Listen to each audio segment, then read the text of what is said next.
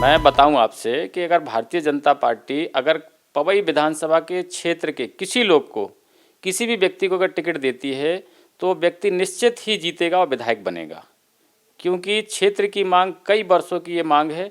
पिछली बार इसी प्रकार से विधायक जी माननीय प्रहलाद लोधी को टिकट दी गई और कहीं ना कहीं मतलब मुकेश नायक जो कि कांग्रेस में बहुत बड़े दायित्व में है, मंत्री रहे, शिक्षा मंत्री रहे, और उनको 24,000 वोटों से हरा दिया गया। इसलिए हमारी मांग है और कहीं ना कहीं हमारे कार्यकर्ताओं की मांग है कि पवई विधानसभा के क्षेत्र का लोकल का ही व्यक्ति को टिकट दिया जाए, ऐसा मेरा मानना है। और कहीं आप मेरा मत समझते हैं तो मैं भी मतलब एक दावेदार हूं, क्योंकि जिला पंचायत का चुनाव लड़ा और कहीं ना कहीं मैं उस चुनाव जीता भी, लेकिन किसी कारणवश या किसी कूट रचित मतलब तरीके से मुझे हरा दिया गया था। लेकिन मैं अपना पूरा प्रयास करूंगा कि मैं भी टिकट मांगूंगा और टिकट अगर सरकार देगी तो मैं चुनाव लड़ूंगा। नो फिकर में आप सभी का स्वागत है और आज हमारे साथ हैं रैपुरा के मंडल अध्यक्ष कमलेश लोधी जी।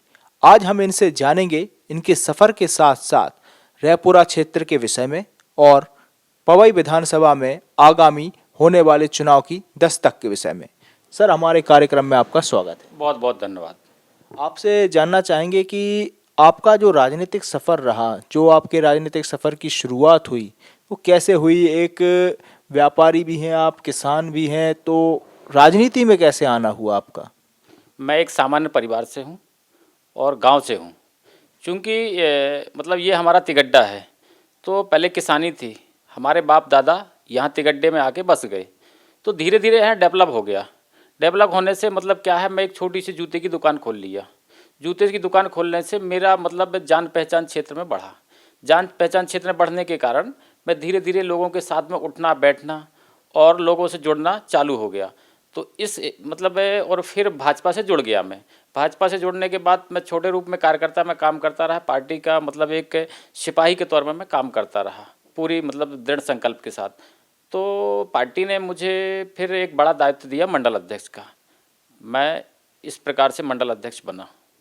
आपसे जानना चाहेंगे कि जो आपका क्षेत्र है पवई क्षेत्र, तो पवई क्षेत्र में फैक्ट्रियां खुली, लेकिन यहाँ पे आज भी बेरोजगारी की समस्या देखी जा सकती है। तो यहाँ पे रोजगार की क्या स्थिति आप देखते हैं?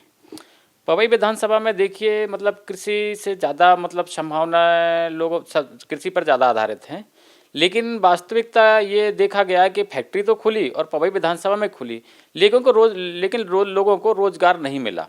आज भी लोग मतलब बच्चे बेरोजगार घूमते हैं। हम लोगों ने सरकार से मांग भी की, अपने माननीय सांसद महोदय से, विधायक महोदय से, लेकिन उन्होंने मतलब कुछ ऐसे मतलब बातें की जो मतलब उचित नहीं थी, और रोज़गार कहीं ना कहीं लोग भटकते हैं पवई विधानसभा के। मेरा मानना है कि मतलब पवई विधानसभा में अगर कोई बड़ा डैम बना दिया जाए या बरगी डैम की नहर ला दी जाए तो मतलब कृषि से कुछ लोगों की मतलब बेरोजगारी दूर हो सकती है। अब आपसे जानना चाहेंगे कि जैसे आपने कृषि की बात की, तो किसानों की समस्याएं आप देखते हैं। आज भी मध्य प्रदेश कहें या बुंदेलखंड का किसान कहीं ना कहीं परेशान नज़र आता है। वो कहीं ना कहीं अपने आर्थिक मूल्यों के लिए या फिर फसल बीमा के लिए हर जगह परेशान नजर आता है। तो कैसे उनकी समस्या को हल किया जा सकता है? आपकी सरकार है, आपकी भारतीय जनता पार्टी की सरकार निरंतर प्रदेश में और केंद्र में दोनों में है, तो फिर कैसे इनकी समस्याओं को हल किया जा सकता है किसानों की? किसानों की समस्या मेरा पहला ये है कि पानी अगर मिल जाए, और आपने कहा कि मूल्य तो जहाँ तक किसान के लिए अधिकतर उचित मूल्य ही मिलता है सरकार की तरफ से।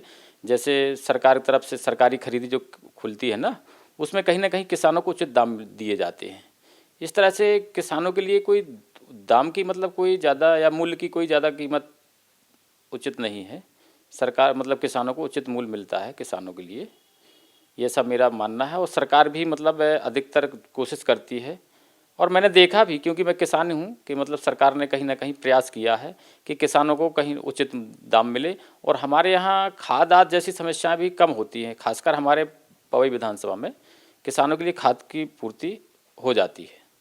अब आपसे जानना चाहेंगे कि आपके क्षेत्र में विकास के लिए, पवई विधानसभा के विकास के लिए आप क्या सोचते हैं कि किस तरीके से और अधिक विकास हो सकता है, या क्या क्या संभावनाएं हो सकती हैं कि पवई विधानसभा का विकास और अधिक मात्रा में हो सके, या फिर अन्य क्षेत्रों की ओर भी अग्रसर हो सके पवई विधानसभा? क्या सोचते हैं आप? पहली तो बात है कि ये जो हमारा क्षेत्र है, रायपुरा क्षेत्र है, रायपुरा क्षेत्र में महाविद्यालय, एक तो महाविद्यालय खुल जाए तो अगर लोग शिक्षित होंगे तो रोजगार, और रोजगार से मतलब स्वरोजगार कहीं ना कहीं जुड़ेंगे। अगर शिक्षित होंगे तो स्वरोजगार से ज़रूर जुड़ जाएंगे। दूसरी समस्या मैंने बताया पानी की, अगर पानी कहीं ना कहीं बड़ा डैम बन जाए तो कुछ हद तक मतलब अगर रोजगार नहीं मिलता तो आप लोग किसानी से जुड़ के कुछ ना कुछ अपनी समस्या हल्की फुल्की कर सकते हैं, कम कर सकते हैं हल्की फुल्की समस्या।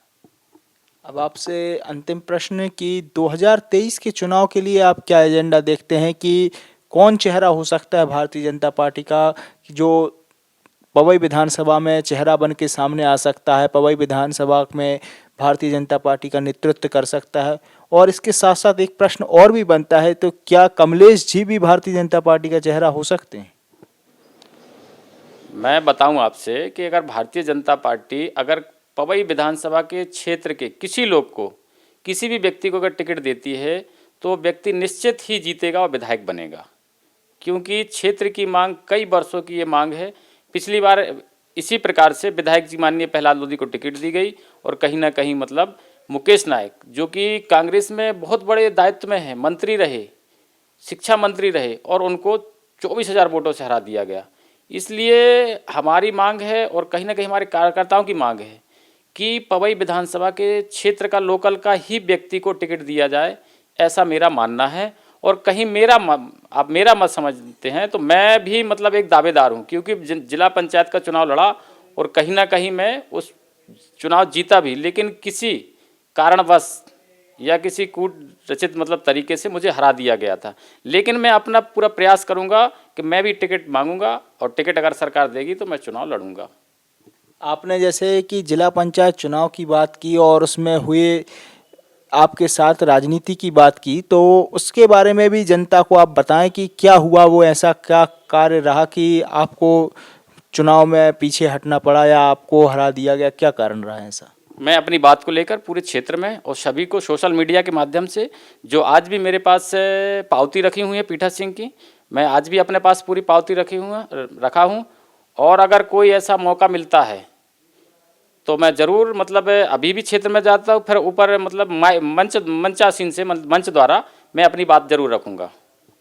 हमारे कार्यक्रम में समय देने के लिए धन्यवाद।